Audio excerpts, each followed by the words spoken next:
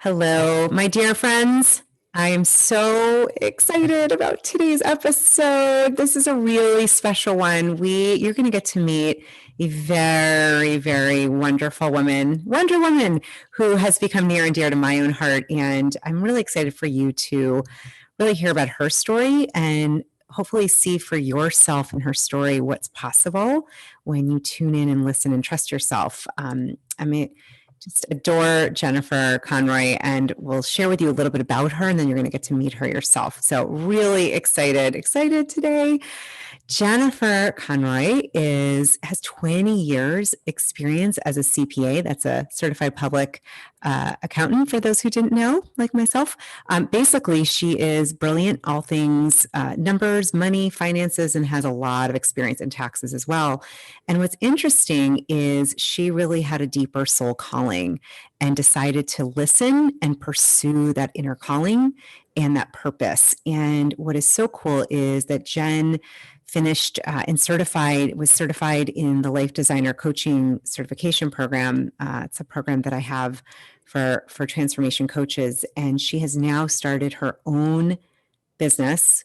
She is a financial health coach, and she has her own business where she's helping mainly women, and I would say maybe a few awesome men too, but really helping women to tap into their worthiness and looking at their net worth, their financial worth, but underneath it all, their whole worth of who they are as a human being in this world. And just love her work. And we met about 2 years ago, I guess, now at the Best Year Ever Blueprint Conference that was hosted by Hal, Miracle Morning bestselling author, and John Berghoff, a dear friend also who started Exchange. We met. We'll talk a little bit of that story and the synchronicity and intuitive guidance that's shown up. And so I just want to say, Jen, it is an honor, pleasure, like such a gift to have you here today on the Youest podcast and to talk about your journey becoming, evolving, expanding into your Youest. And I just want to let you all know, all the listeners, we will have both the show notes, of course, and then Jen's website, which is jennifersconroy.com. All of that will be in the show notes. But I'm just excited to dive in today with you, Jen. I've been really looking forward to this conversation. I think your story is incredible and it's inspiring to any of you listening who are like, I'm in a job that I kind of like, but I'm not in love with. And I feel like there's more. I don't know how to do that. And there's so much here. So welcome and thrilled you're here. Yay. Thank you so much for having me. It is such a gift for me to be here, and I'm so excited to talk to you. Yay. I feel the same. So cool. Well, I think just to set the stage, literally, when we met, so I guess I was on stage with Jesse Harless talking about intuition. And all I remember is we had both talked about our experiences with intuition and why it's so powerful, why it's something to tune into. And I remember we had done a little like workshop-y session afterwards, and I got this like amazing email from you about the power of synchronicity and a little bit more about your story. And I remember thinking like, who is this magical, like Wonder Woman? Like, who is this? Like, and I was so amazed by your real raw kind of just sharing who you were. And so maybe we'll just take it from there where we met and kind of, that evolution, because it didn't just happen overnight that you left your day job of 20 years to start your own, practice. So yeah, maybe just start from there and kind of intuition and how that's led you to where you are. Yeah. So when I heard you speak on intuition and inner voice, I was drawn to you. I was like, oh, I've been ignoring that.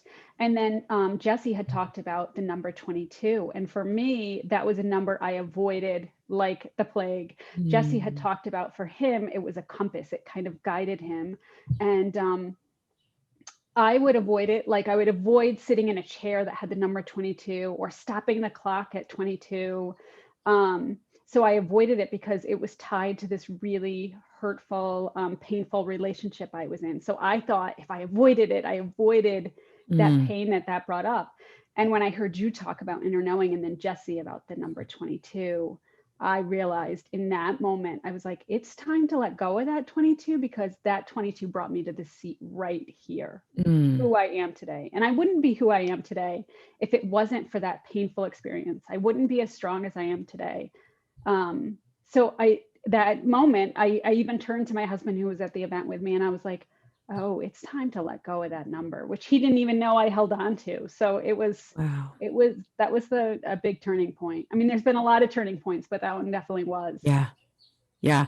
That is, no, I think it's really powerful. Let's like go into that for a minute, because I know so much of what you do now is both around financial worthiness and health, but it's also inner worthiness. And I know just from getting to know you that you've had your own struggle and past, Yes. issues with that. And maybe just whatever you're comfortable sharing around, like, why was 22? Why was that such a trigger for you? What was that about? Yeah. So I think that started before that number 22 came into play, is just that I didn't have any worthiness or value.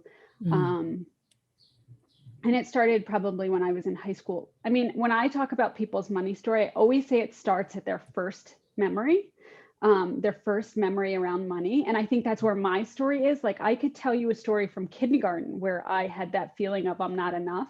Mm. And that was like one of my first memories. I was 5. And that was just like a simple, like we were learning to read, and I had gone to the office, like the main office in our elementary school. And I had read off a sentence because I thought I was given permission to do that. And I got back to the classroom, and the teacher had said, you weren't reading good enough to be able to go to the office. The other students were, but you weren't. And that was my first, I remember being like, oh, I'm not enough. Like, this feels really bad. And I internalized that, and that Mm. was my first memory. But I think the turning point in that was high school, because it's such a critical age. High school, you're starting to learn like Yeah. who you are, right? And I had really at that time been bullied, and it was, it was these terrible things that I was told, you're fat, you're ugly, and sometimes it was, you're not worth living. And the difference with my bully is that it was myself. I bullied Mm. myself. I took those things on as my truth. So when I took those things on as my truth, I thought externally, that's where I find my validation, my worthiness. So that's where I looked for it. I looked for it in other people to give it to me. I thought that's where Yeah. it would come from, And I did have a mother who told me, you are smart, you're beautiful, but I didn't believe her. I thought that was her job. So Right. I looked for Yeah. it in relationships. Yeah. And that got me into a place where I had said yes to a man, and I said no to myself when I Mm. walked through his door. And that was the 22. I got into this this relationship with a much older man. And I thought that would bring me worthiness and value because he was showing me attention. I thought that, oh, if I got love from him, especially this older man, that would give me some validation, that would give me some worth. And Yeah. that's kind of the start of where it was really painful for me. And I started to say yes to other people and no to myself over and Mm. over. Jen, I'm so like, I'm feeling you and I'm feeling others listening. This is like so powerful. And I love that you distinguished those voices just going back to high school, even back to like kindergarten, and remembering that story and how those words, like the way it was said, made you really Yes. believe something was wrong or not good enough. And then this bully, it's funny. I was like, what girl said that to you? That's horrible. And then to hear that's your own inner bully, it's you doing it to yourself, which I can relate to. And I think many, many of those listening, many of you out there listening can relate to. And what's challenging is that it's insidious and it's hard to decipher because it feels so true. And you probably looked for things to kind of like, show that you were, that those statements, you're looking for reasons that that's true. And so finding somebody, it's really powerful how you said this, that you found somebody, you really kind of like abandoned yourself, lost yourself, and really gave it to him. And so, and I can imagine, especially at that age, if there's an older person that's giving you, I mean, it probably, filled in that space that you weren't feeling inside. Yes. And that's exactly what it did. It kind of like, I thought it was going to fill that void I was having. You know, Yeah. I thought if I could hear these things from someone else. Yeah, but it only brought me into, I think further shame Yeah. around who I was, Yeah. because I knew when we're talking about inner knowing, the first time I walked through his door, I knew it was the wrong decision. Mm. Um, I had this inner knowing, like when we talk about, with you've said, track your intuition, and where have you said no? Like that was a place I said Yeah. no to myself, and I should have said yes to myself. I knew Mm. it then. And a lot of shame came for years after that relationship because I Yeah. should have known better. That was my story. I should have known better. I mean, the Mm. truth is, he should have known better. He was a teacher of mine. Oh, goodness. That's right. Yeah. Who did and so it was 22, just to bring it back, was that a Oh, number? yes. Yeah, so Curious. that was just a number that I think we had when I said I walked through his door, I think that was the 22nd, and he would always like Oh, put it on letters to me and say, hearts of 22, and anything that popped up 22, he'd be like, "Ooh, that's our number. See, it's for us." So I wow. always associated with that painful time in my life. Wow. And wow, there's a bit to unpack because even just, I love, it's very powerful saying no to yourself when you should have said yes to yourself. And, that shame, I mean, just courageous for you to talk about it now. I know you've processed it, but still, I'm sure it still brings up like, whoa, what the heck happened? Like, what was going on there? And, I'm thinking of our listeners, like for people listening, it's like it can show up in all different ways. It can show up, in a relationship. Like you said, you had a knowing right away. I mean, it sounds like you knew right away. And so part of it is listening to your intuition and Yes. then redefining your own self-worth. And that sounds like it's kind of been the duo track that you've been on since then. Yes. Yes. I think it is. It's like I knew all along. I had that voice. I had that knowing. I had that, as you're saying, my heart. I didn't follow my heart. Right. I followed something else, and Yeah. I embraced a truth that was not mine. Mm-hmm. And I just didn't know that there was another truth out there. That Right. was my issue too. Is that I thought that was my truth. Like I couldn't change my truth. It Right. took me a while to figure out that we can all change our truth. Let's talk about that a little more because that's, when you say the word truth, it's like, we think it's the truth, like capital T. And what you're saying is Yeah. so powerful. I'm with you. That's the whole reason I do this work, is because we can change it. It's actually changeable. And I've seen you do this. I mean, I've observed it, but maybe for those who are like, I want to change my truth, like, how did you start to do that there? What does that look like kind of on your journey? And then maybe bring us up to today or, when we met since then, kind of how you've evolved and started to redefine your truth. Cause I've seen that. I think it's powerful. Yeah. So I think it began when I realized that I could change it. Like we can change our reality and what we believe about ourselves. And when I started to put in the work, that's when it started to change. And the biggest pivotal thing for me, I think, was when I did get into coaching with you, is that, um, to deeply listen, not only to other people's stories, but our own. Yeah. And there's a healing in that. And I had started to tune in more to, where is this life taking me? What is it that I truly want? And that's, so with coaching, when we started to do that, I fell in love with it. And I fell in love with the way that you taught it as well. And I was like, no, this is where I'm meant to be.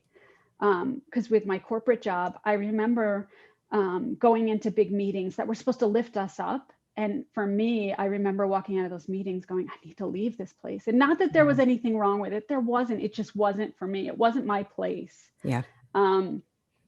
So it was figuring that out. When I got into coaching, I was like, oh, wait a minute. This is where I was supposed to lead to. And maybe I was never supposed to leave those years that I had been ignoring that inner voice because I was waiting to find this moment. Mm.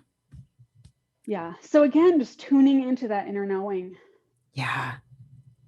I love that.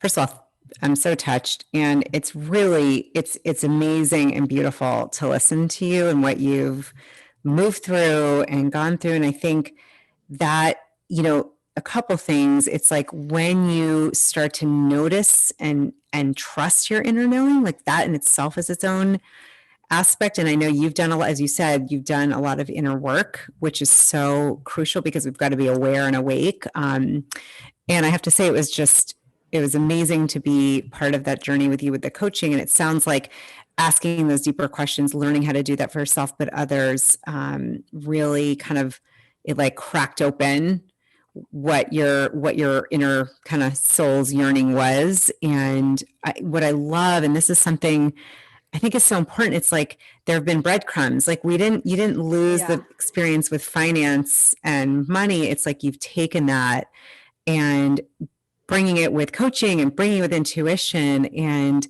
yeah, I'd love to see more about like how you're kind of melding them all together, because I think what you're doing is so important and so needed. Yeah. Um, so that story of that worth, when, I think that your inner worth and your outer worth, the worth in your wallet is so connected, because say at my corporate job, when I was passed up for promotions, I didn't necessarily see my value and I didn't fight for myself. And now looking back, I'm like, well, why would they believe in me if I didn't even believe in me? Like if I had believed in myself more, Right. I would have fought for that promotion. I would have known that I was worth more than I got. And that's part of my money story too. And, that's how I say the money weaves in. Like, my story around money has always been saving, and it's never been enough.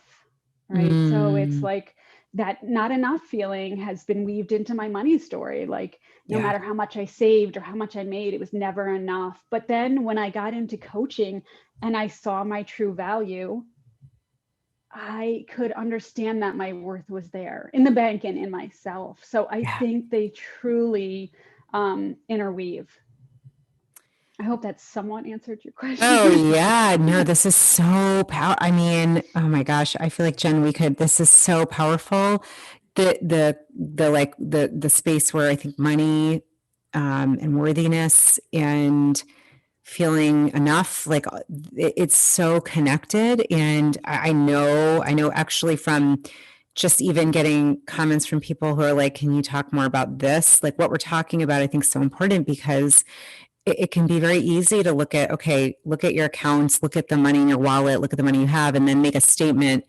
I mean, it's almost like, how the heck could we ever really, like, you can't really account for your worthiness with money. I mean, I always joke, like, you couldn't even pay for your body. It's like beyond billions, but we tend to do that. And so, and I think, and I'm curious, I don't know if this is your situation, but I do think for many of us women, I know I've struggled with this in my past job where I love what you said, why would anyone believe in me if I didn't? So asking for the promotion, asking for more money, like this stems in worthiness. This stems, I think, in, our healing from an overtly patriarchal society. Not that it's all bad, it's healing and changing, but there's I think for a lot of women, I think others, I know I did, struggled with asking for a raise or whatever. And it's intertwined, I think, with your net worth and your inner worthiness. It's all connected. Oh, definitely. The mindset we have around money affects what we actually have in the bank. Yeah. And a lot of people, their story is, I'm not good with money. Well, Yeah. you've told yourself that story for so long. So how can you be good with money? Like Yeah. our mindset affects our behaviors. Yeah. So I think that's Absolutely. where people forget around their money, that there's a mindset with money too. Can you say, just for fun, because now that we're on this, I'm like, ooh, this is fun. I love this topic. It's, I think many of us, I don't know, many people who haven't somehow struggled at some point with money or beliefs or, when you talk about mindset and being good with money, now I'm like, my brain's like, ooh, let's get into some, like, what are your expert tips? Do you have any tips, like just a couple that could be helpful for those listening that are like, all right, I'm now really, really listening because I'd like to know this. Hopefully you've been listening the whole time and that it's impactful, and this is so good. Yeah. What are some of your tips? Yeah. I know that I have with my coaching practice, I have these two facets. And one is the academic side where it's like, yes, let's get the systems, let's get the numbers, let's create a budget for you. But I also think it's so important to understand your money story. So that would be one tip, is like understanding your money story and how it's influenced where you are today. And like I said, that starts with your earliest memory. Like for me, I have this memory of this yellow locker bank that I had been given. And that was my story. I had to save, I had to put all my money into that. I had to take care of myself and others. Like that was my story. Like, and I realized, and that's part of it, like understanding your money story, where it serves you and doesn't. So looking at that story. So for me, that served me. I saved a lot of money, but it also creates this scarcity that it's not enough. Yeah. And that's not healthy. That doesn't serve me. Yeah. So it's looking at where does your story serve you and where does it not? Because there's probably both. And that's getting into the mindset, It's great. As far as, behaviors, like a lot of times around budget, which I think we all kind of need some form of a budget. People look at it like, no, I'm not going to budget because it limits me. Well, budgeting is not about limiting you. It's about using your money to spend things on what you want in life, what you want to experience. That's what a budget is for, to figure out where can I spend the money on the things that I want and need, or the things that I want to experience in my life. It's not about limiting yourself. And that's a mindset piece too, is like getting out of that feeling like it has to be limited. It doesn't have to be limited. You just need to know where is it best going to serve you. Excellent. Oh, this is so good. I think, so I'm just to recap, this is a coaching tool reflecting, but I love doing this because it's for me too. I'm like, okay, this is so good for those. And of course, people can connect with you to do this with you. But it sounds like this is where you start, is look at your story, which is very powerful. I have done that. And oh my gosh, it was beyond eye-opening. And so the second piece, it's almost like, what is your money story? And then what parts are serving you and what are not? What parts are not of that story? I think that's, where does your story serve you? Where does it not? I love that because it gains more clarity and more compassion for yourself and more awareness. And then I love the budgeting piece. I used to be in the camp of like, I don't want to do it. I feel like someone's telling me what to do. I don't like tracking like that. I want to feel like a free spirit. I mean, free spirit people, I'm with you. And I got to say, like, keeping a budget is one of the best things I've ever done. So it sounds like your approach, which I love, is like, let's create a budget that's going to help you to really get clarity and to see where and how you want to have experiences and have the things you want, and be able to do that with grace, with ease. Yeah. I like to refer to it as conscious spending. It's I love that. More aware of where your money is going and coming from. Yeah. That's part of the budgeting, is like, let's become more conscious of where we're spending our money and where it's coming from. I love that. I think that's a theme with what we've been talking about, is really this elevating the consciousness for you. It just sounds like that's a lot of what's been helping you, is, consciousness around purpose and worthiness, and stepping forward and following your intuition and changing your mindset like that. I love that word, conscious spending. It's I've heard that, and that's so powerful. Any other little one or two last tips, like around mindset or worthiness, that you feel might be helpful? I'm trying to think. I think to understand that they're intertwined very much. Oh, yeah. To understand that your worthiness, your inner worthiness, is going to affect your bank in different ways. Sometimes it will show up at work, or sometimes it will show up in the fact that you don't think you're worthy of the money coming into you. Yeah. So finding a way to live into your worthiness, because that's going to affect your net worth. Yep. Understanding your inner worth, because it does come through. Yeah. No, I love that. Well, I think what you're saying, this is so, wow. They are intertwined. They can be. And I know we've talked about this. My experience, and I know what you've experienced, is to kind of like, in a way, also separate it in the sense that you're worthy because you're worthy. Like, there's nothing you have to do to be worthy, which I know is part of what you've really seen is I'm worthy just because, like, and as you own that, I know I've seen this in my finances. I know you have, it does impact your finances, but also what I heard you say, Jen, too, is that abundance consciousness versus lack. Like it gets you into that space of being able to receive, being able to feel comfortable with it. Has there, in your experience, so, leaving a full-time job to start your own coaching practice is no joke and is not for the faint of heart. Can you share a little bit about like how you got to the place where you were able to do that? Because I know many people, and I know many that listen are like, I want to start something. I still have like the full-time and I'm doing it on the side. And how do you do that? And I think just to hear your story would be really cool. Yeah. You brought up something that I meant to say before, and that's that we're worthy because we're born. Like Yeah. for no other reason. You don't need to search further for it. You're Mm, worthy because you talk about it all the time, Julie. Like, what are the chances yeah. of being born? You're worthy just because you're born. Yeah. So for me, as far as what helped me to leave that job is leaning into that inner knowing and also know that I was worthy of it.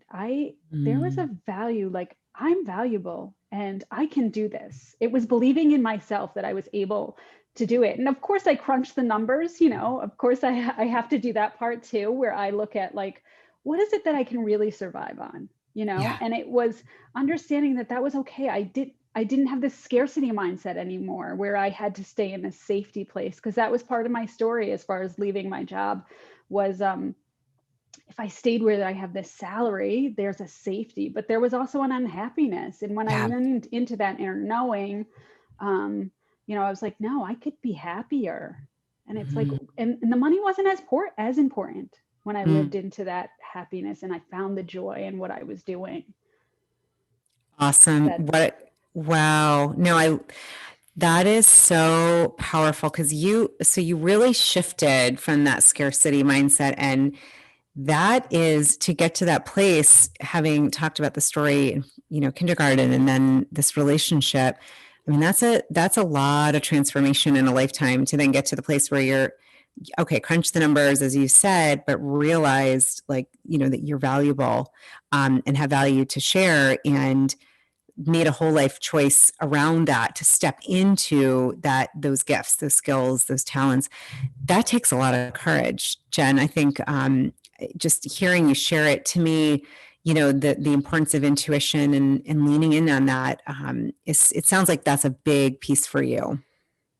yes. And understanding that I had assets of my own, like, Mm, I think that's something we sometimes dismiss is all the, and there's that accounting word, the assets, but love we it. all have assets and values within us. It's just finding out what yours are.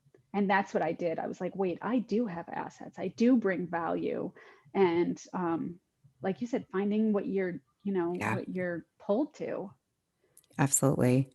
Well, and I think, I know with the coaching work you do and coaching in general, that's one of the powerful aspects is helping others to find that. And I know that's part of what you do is helping your clients to really find their assets. I love that. I was like, oh, it's like a balance sheet. Like Yeah. we're just going to look at the assets. And if we look at what is it? No, it's liabilities. I'm not an accountant. Yeah. Liabilities could be changed to just learning areas, areas for Yeah. growth. Yeah.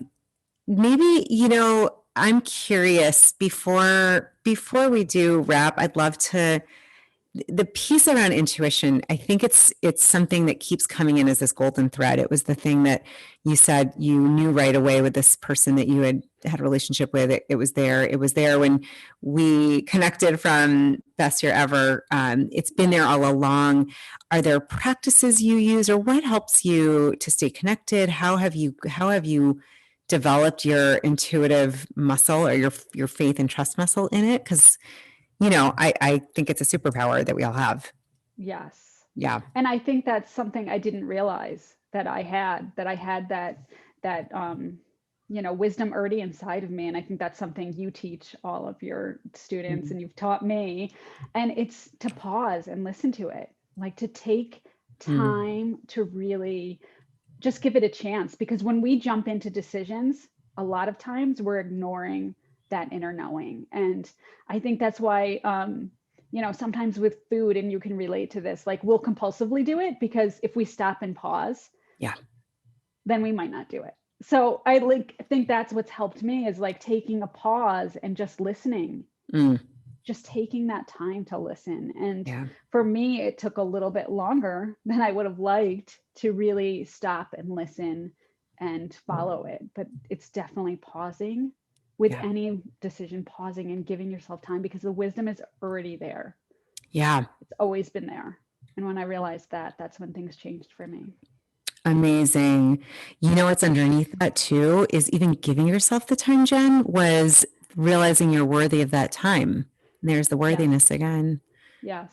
Yeah, that's really, I love, just love the simplicity yet the like, it's really giving that space and time and making that priority and making sure that's high on the list, because that's where you get those gems, which just honestly watching this expansion, it's like, I always say it like the breadcrumbs, like you're picking them up and it's like, look what it's leading to. I've just been observing it and, gratefully a little part of it, watching you. And it's like, this really does work. We all have this inner knowing, and just acknowledging you because, you've clearly given yourself the gift and allowed yourself the time and space to really to dig in and to listen and to pause, like you said.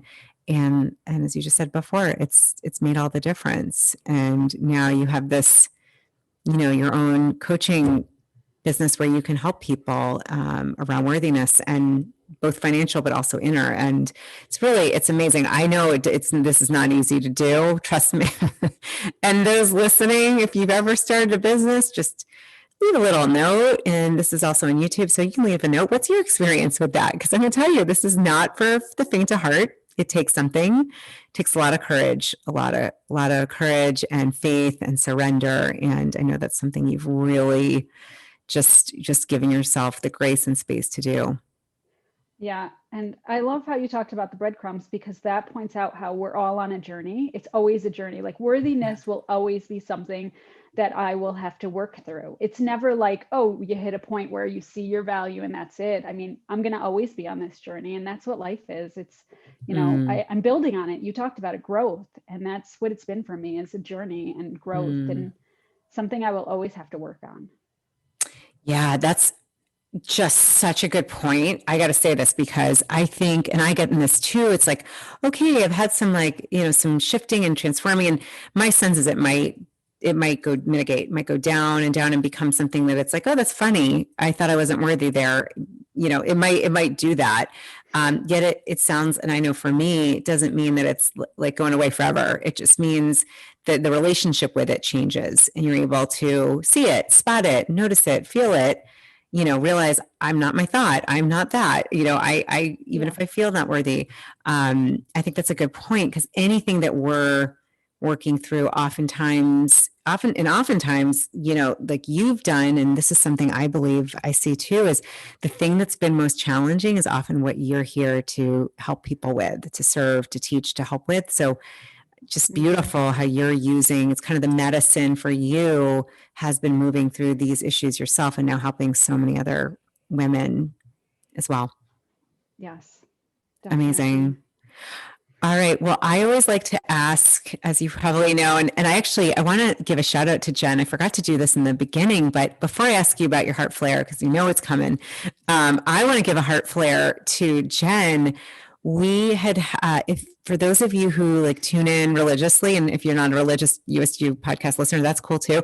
But for those who listen or have listened to the last few, I interviewed about a couple seasons or times back, a really wonderful entrepreneur and person committed to living in kindness with Leon Logothetis, who is the founder of the Kindness Diaries. And I want to thank you, Jen, because when I was during the beginning-ish of the pandemic, I was like, I don't watch TV because it's all so negative. And you sent me a note. You're like, you know what? There's some things out there that are actually pretty good. Like, you should check out the Kindness Diaries.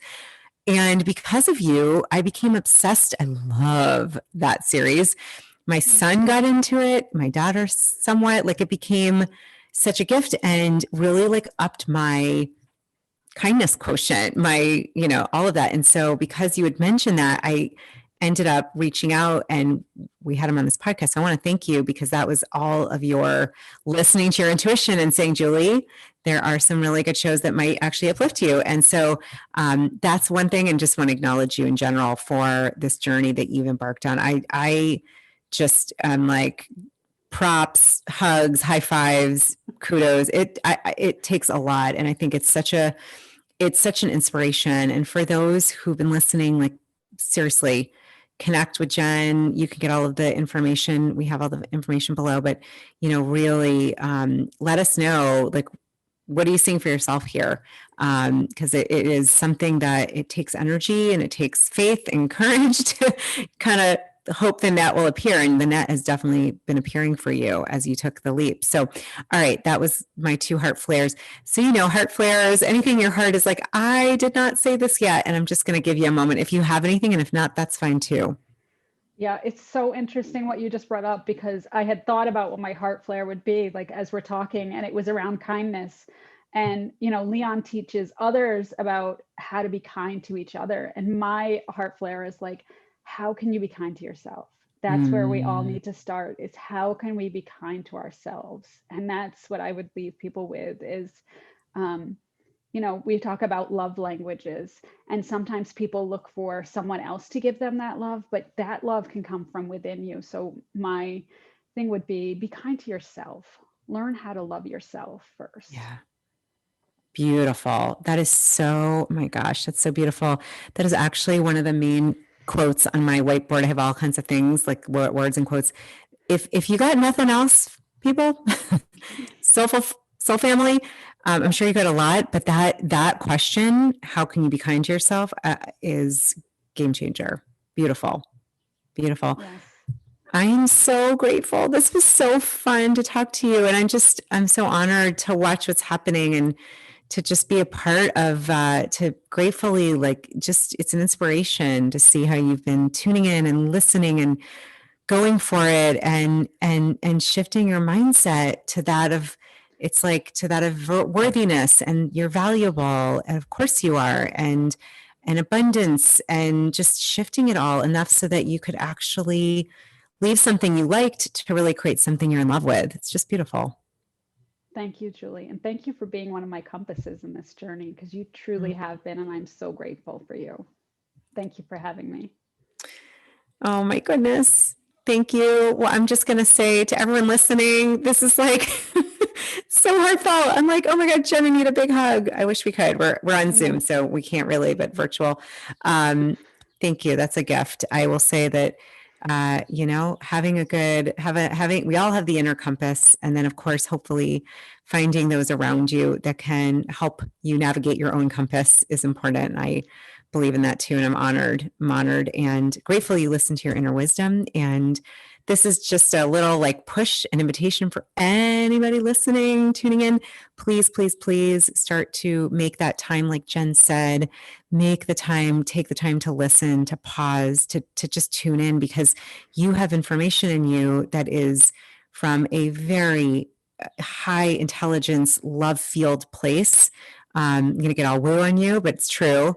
At least I feel it's true. It's that force field of love, as Dr. Danny Friedland said, who we also love, and make that time so that you can build that faith and trust muscle, as you've done, Jen, so that you can see what's awaiting for you. Where's your compass pointing you? Where does your compass want you to go? And just honoring you for listening and just following your compass to where it's taking you into beyond.